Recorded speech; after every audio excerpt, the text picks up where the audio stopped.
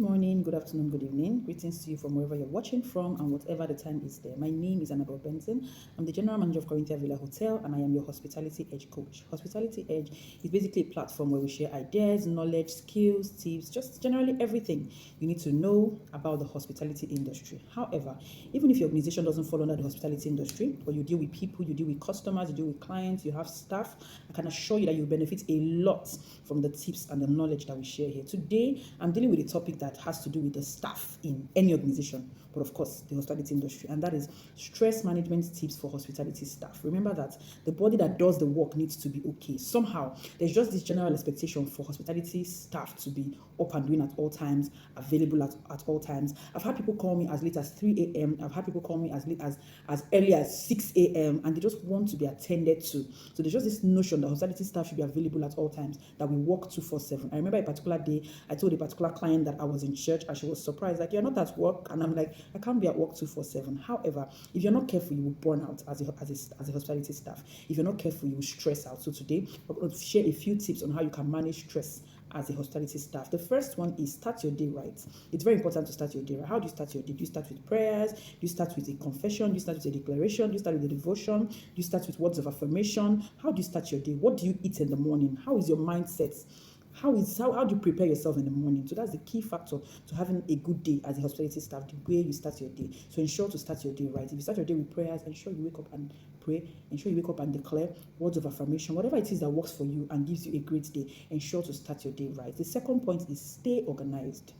If you're not careful, you'll forget things. If you're not careful, you mix up things. If you're not careful, you just mumble a lot of things. So you need to stay organized. Plan your tasks. Plan your day. Before I close every day, I've planned the next day. Yes, I have a diary that I've used to plan every task I'm doing down to the end of the week. And peradventure, is a diary. So peradventure, I still have any other thing I need to do, maybe by the 30th of this month, is already written in that diary because your brain cannot remember everything. So you must stay organized, plan your tasks, keep your workspace neat. A neat workspace already gives you, already sets you up for success because you're not disorganized, you're not looking for things are not scattered. So keep your workspace neat and then prioritize. Like I said, before I close every day, I write out what I'm going to do the next day, and I write out what I'm going to do the next 2 days, as long as there are tasks to do, right? So that when I come in the morning, and as I'm doing this, I'm prioritizing it. Okay, this one comes first, this one comes second, this one comes third, so that you don't take something that is important and you don't trivialize something that is important. You treat something that is important with the utmost importance that it needs. So stay organized. The third point is breathe. Yes, breathe. Just take a breather. Pause.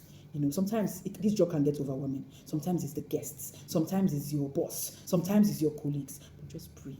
When it gets overwhelming, breathe. When it gets difficult, just breathe. Pause before you respond. Pause before you act. Sometimes that 1 minute or 1 second of pausing can go a long way in averting a massive destruction that's coming. So just breathe. And then the next point after this is almost similar to this, and it's don't take things personally. I always tell my staff that when a guest is upset at you or upset at you and is scolding you or something, there's something I always tell myself at the back of my mind, that it's not about me, it's about the situation. It's about what has been done. It's usually not that personal. You understand? Most of us take it personally, like, that guest, and then you start dealing with yourself based on how the guest spoke to you or what the guest did to you. Always remember that it is not personal. It's not about you.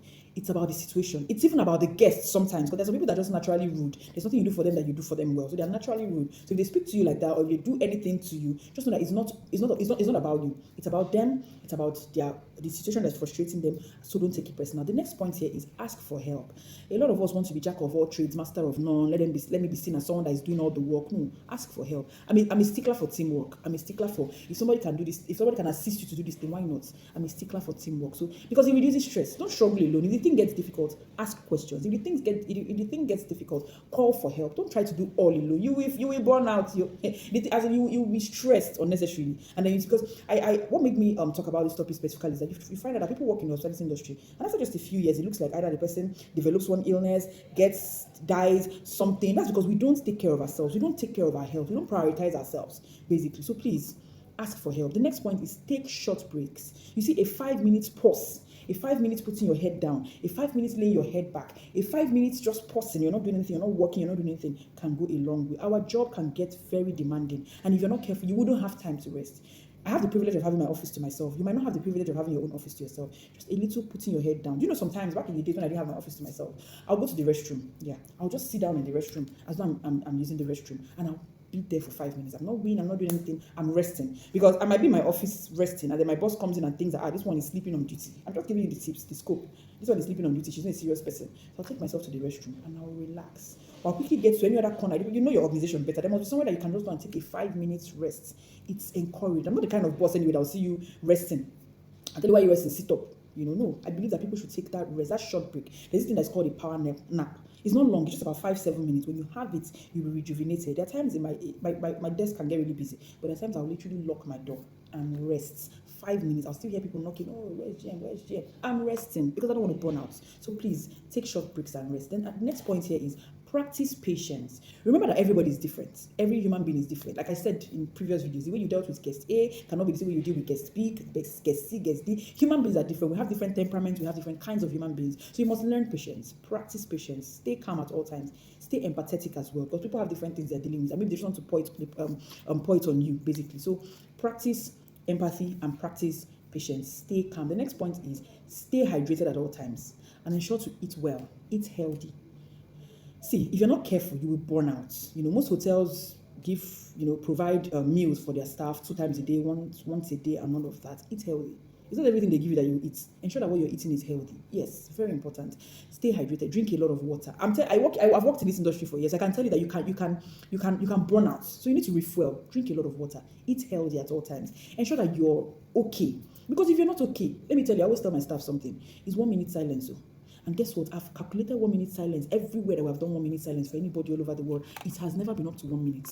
Sometimes it's even more than 1 minute really, but it's mostly not up to 1 minute. 50 something seconds, 53, 54. You just hear. So now we can. So please rest. This is very, very, very important to me.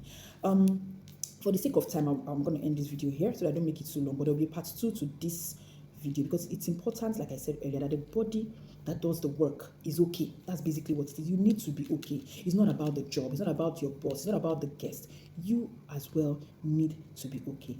Thank you. Till we see next time. Bye.